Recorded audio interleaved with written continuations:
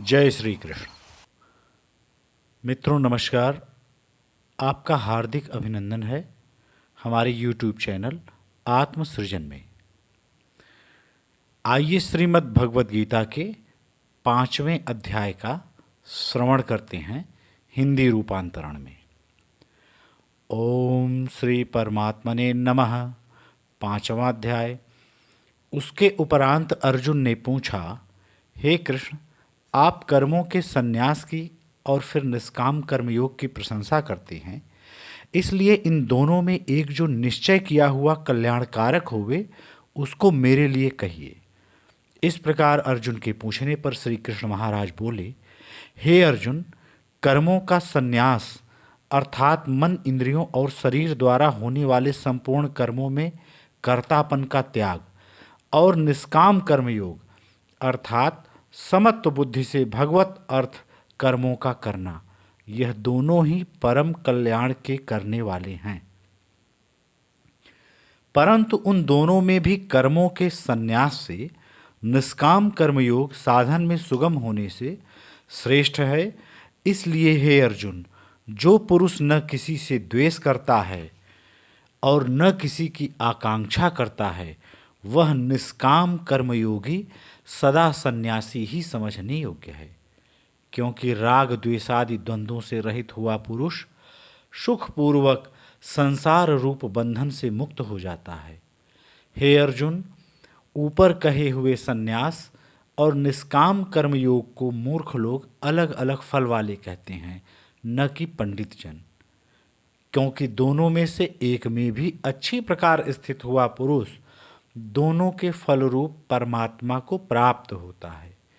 ज्ञान योगियों द्वारा जो परम धाम प्राप्त किया जाता है, निष्काम कर्म योगियों द्वारा भी वही प्राप्त किया जाता है।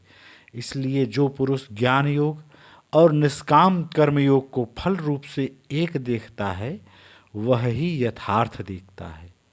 परंतु हे अर्जुन, निष्काम कर्मयोग के बिना संन्यास अर्थात मन, इंद्रियों और शरीर द्वारा होने वाले संपूर्ण कर्मों में कर्तापन का त्याग प्राप्त होना कठिन है।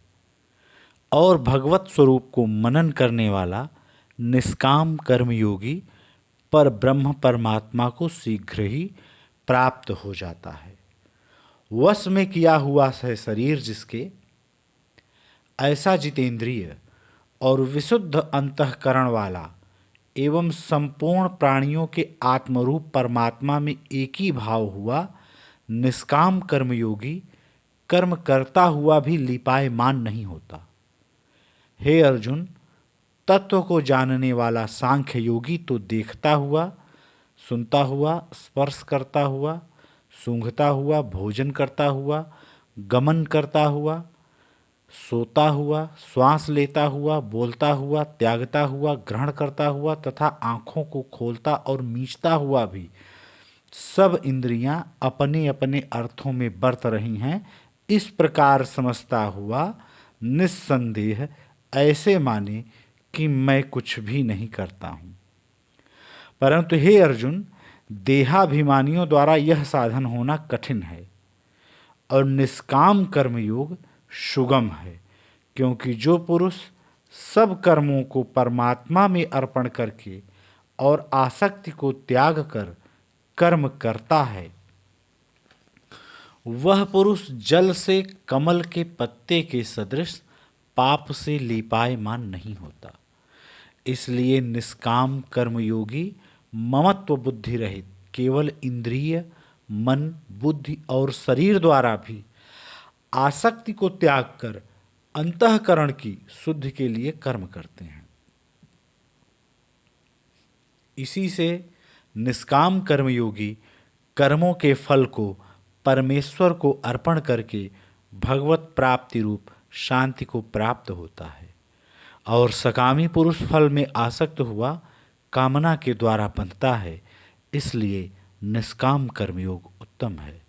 हे अर्जुन, वश में है अंतःकरण जिसके, ऐसा सांख्य योग का आचरण करने वाला पुरुष तो निस्संदेह न करता हुआ और न करवाता हुआ 9 द्वारों वाले शरीर रूप घर में सब कर्मों को मन से त्याग कर, अर्थात इंद्रियां इंद्रियों के अर्थ में बरतती हैं, ऐसे मानता हुआ आनंद पूर्वक सच्चिदानंद घन परमात्मा के स्वरूप में स्थित रहता है।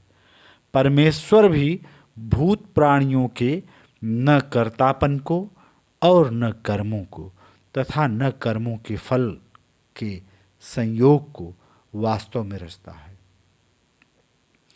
किंतु परमात्मा के सकाश से प्रकृति ही बरतती है, अर्थात गुण ही गुणों में बरत रहे हैं।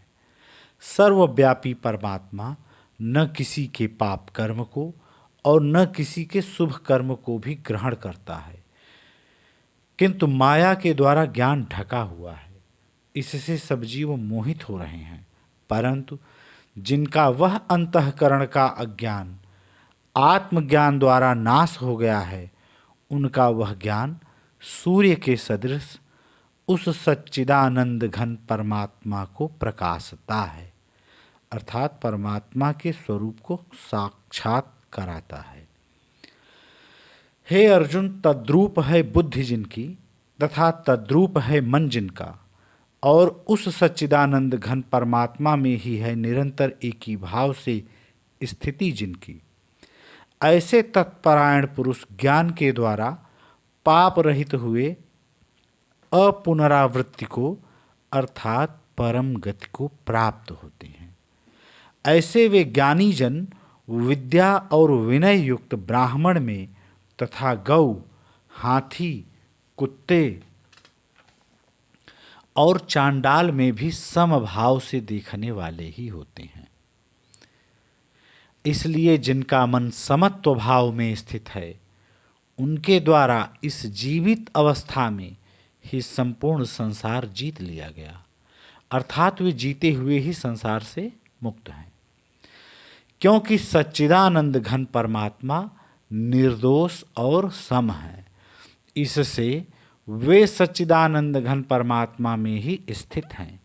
जो पुरुष प्रिय को अर्थात जिसको लोग प्रिय समझते हैं उसको प्राप्त होकर हर्षित नहीं हो, और अप्रिय को अर्थात जिसको लोग अप्रिय समझते हैं उसको प्राप्त होकर उद्वेगवान न हो, ऐसा स्थिर बुद्धि संशय रहित ब्रह्मवेत्ता पुरुष सच्चिदानंद घन पर ब्रह्म परमात्मा में एक ही भाव से नित्य स्थित है।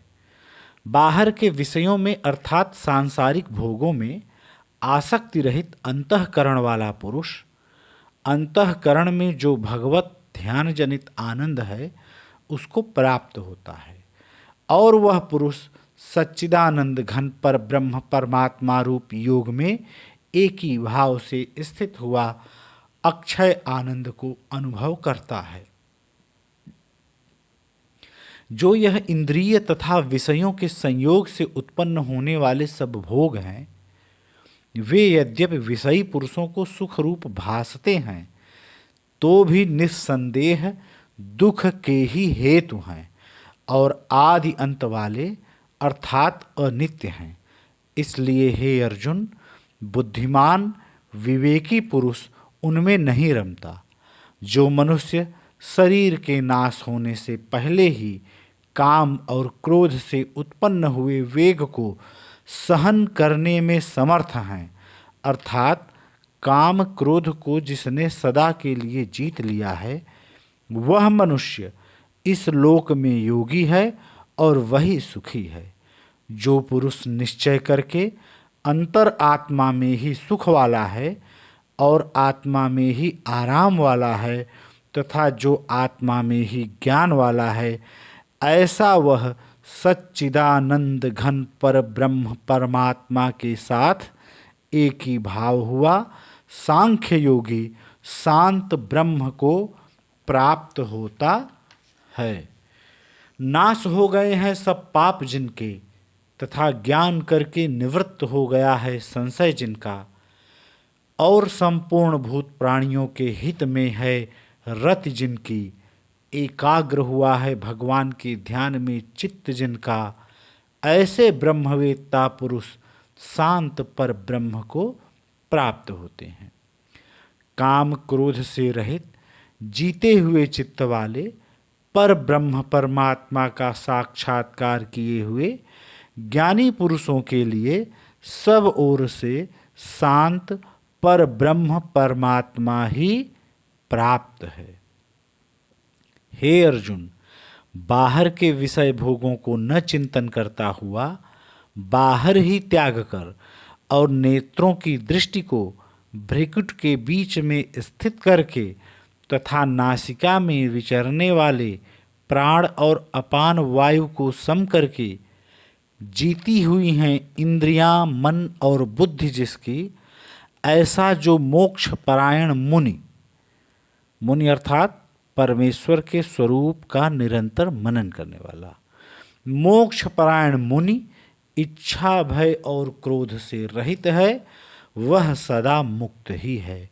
और हे अर्जुन, मेरा भक्त मेरे को यज्ञ और तपों को भोगने वाला और संपूर्ण लोकों के ईश्वरों का भी ईश्वर तथा संपूर्ण भूत प्राणियों का सुहृद अर्थात स्वार्थ रहित प्रेमी, ऐसा तत्व से जानकर शांति को प्राप्त होता है और सच्चिदानंद घन परिपूर्ण शांत ब्रह्म के सिवा उसकी दृष्टि में और कुछ भी नहीं रहता, केवल वासुदेव ही वासुदेव रह जाता है।